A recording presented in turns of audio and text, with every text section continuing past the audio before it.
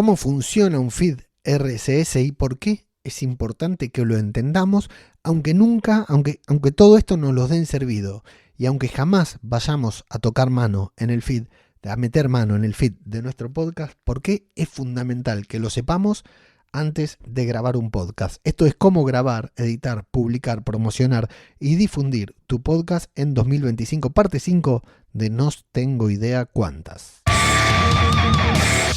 ¿Qué tal? ¿Cómo les va? Yo soy Ajeno al Tiempo, les doy la bienvenida a Todo por un Daily, la versión express de Todo por un Podcast, y hoy toca hablar del feed RSS porque lo incluí ahí en esta larga lista de temas que tenemos que tener en cuenta antes de grabar un podcast en 2025. Es el funcionamiento del feed RSS, porque ya casi nadie te habla de ella y todos tenemos el miedo a que de un momento a otro cualquier plataforma, cualquiera, nos elimine el feed RSS directamente, ¿no? Yo lo voy a explicar de manera muy burda porque no soy el que más sabe. De hecho, me atrevo a decir que no sé nada, que no entiendo cómo funciona un feed RSS, pero prácticamente es un código de estas cosas raras que vemos en la pantalla, los que no programamos, los que no tocamos código y los que no nos interesa tocar código porque nos parece muy poco creativo, aunque a quienes tocan código les parece súper creativo.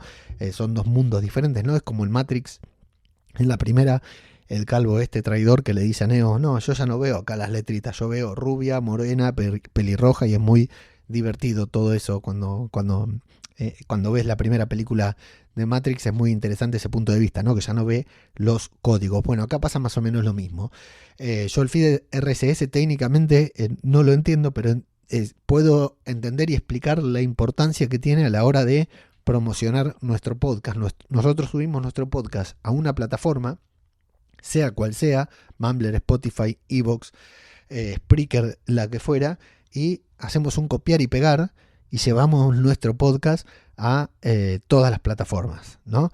Lo hacemos una sola vez y luego el feed RSS se encarga de llevarlo a todos los reproductores de podcast de manera completamente automática. Por ejemplo, en Mumbler hay dos feeds, el feed privado y el feed público, lo cual es muy interesante porque si tenés un feed privado con contenidos premium, solamente lo ven quienes pagaron por acceder a ese feed, y el resto de la audiencia ve el feed gratuito, ¿no? Eso es una de las innovaciones que hizo Mumbler en el momento en que salió, que la verdad que fue muy, muy buena.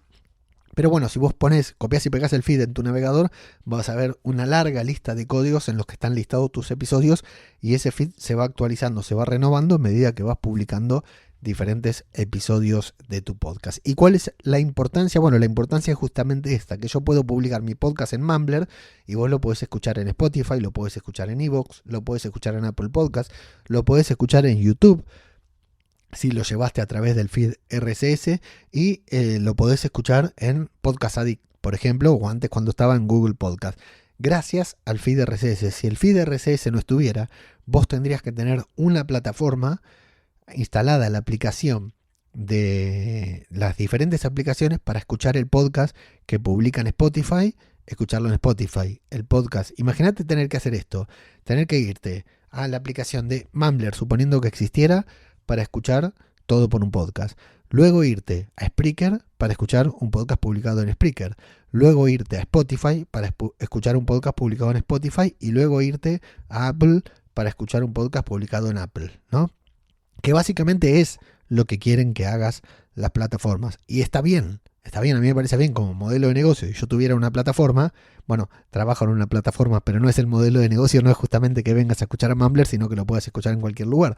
Pero si yo tuviera una plataforma, querría que todos vinieran a mi plataforma a escuchar el podcast. Es decir, yo tengo mi página web y quiero que todos vengan a mi página web a consumir contenidos, y no necesariamente que se vayan a otra página web, ¿no? Esto es el típico caso de los negocios, ¿no? Es comprensible esto que hagan las plataformas. Ahora, viéndolo desde el punto de vista del podcasting, es fundamental el feed RSS para que eso no funcione. ¿Qué pasa? Muchas veces las plataformas te esconden el feed, no lo hacen accesible porque quieren que vos promociones el enlace de Evox directamente. Por ejemplo, Evox te programa un tweet automático que queda muy feo. Yo recomiendo desprogramarlo siempre, que cada vez que vos publicas te publica un tweet y te publica una publicación en Facebook que dice ya está disponible el nuevo episodio, ¿no? ¿Y eso para qué? Porque quieren llevar tráfico a su página web. No obstante, a mí me conviene más, no sé, por ejemplo, con podcast cinematográfico de Marvel, que lo vayan a escuchar a Spotify. Con otro podcast, que lo vayan a escuchar a la web. Con Todo por un Podcast, que lo vayan a escuchar a Mumbler, porque ahí en Mumbler tenemos el listado de las diferentes plataformas, entonces yo te comparto a vos, comparto en redes sociales el enlace a Mumbler y ahí vos elegís si lo querés escuchar en Spotify, en YouTube, en Apple Podcast o donde quieras, y además tengo el formulario de contacto para que te suscribas a la newsletter. Bueno, cada plataforma tiene su estrategia, pero nosotros los podcasters tenemos que tener la nuestra, ¿sí? Y de esa manera, ahí es donde actúa el feed RSS. Vas a entrar al grupo de Telegram con el chiringuito cuando compartís el enlace en iVoox y viene alguien y te dice, me pasás el feed porque yo lo quiero escuchar en mi podcaster. Yo no quiero escuchar podcast en iVoox. Y ahí esa es la importancia que tiene el feed RSS.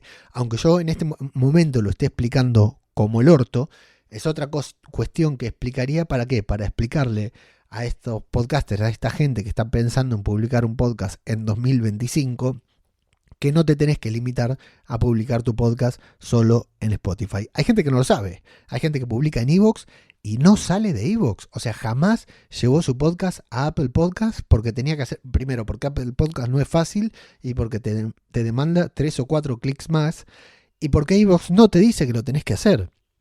En Spotify por lo menos te lo dicen, pero tampoco es una cuestión demasiado sencilla el de llevar tu podcast al resto de las plataformas, y hay gente que publica en Spotify y listo, ya está. O bueno, ni que hablar de la gente que publica su podcast en YouTube y nada más, y se olvida del audio y anda a escucharlo a YouTube, ¿no?